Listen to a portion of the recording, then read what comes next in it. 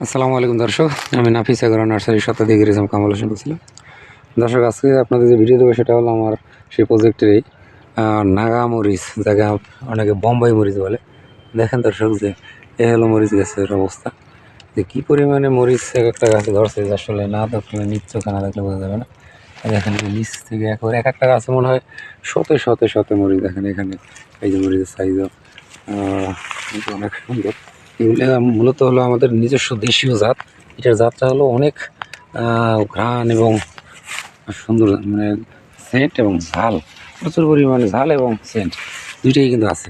আমাদের যে বরিশাল অঞ্চলের যে মরিচগুলো, বিশেষ করে ওদিকে থেকে যে মরিচগুলো আসে, সেগুলো কিন্তু আমার একটা ঝাল না এবং ঘ্রাণও নাই। আর এগুলো কিন্তু প্রচুর ঘ্রাণ। দেখেন কাছ থেকে দেখলে যে দেখা যায় যে কী পরিমাণে মরিচ গাছে ধরে আছে। মানে এক একটা গাছে মনে হয় যে শতে শতে মরিচ। দেখেন এই যে একটু গাছটা নাকি বট গাছের মতো অবস্থা।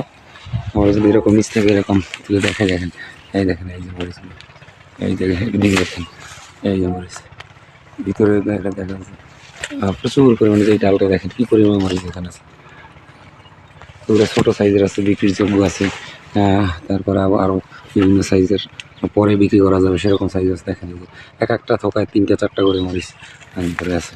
এই দেখেন এই যে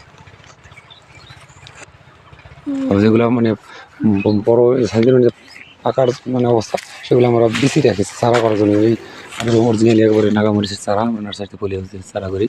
এই দেখেন এই যে মরিচ।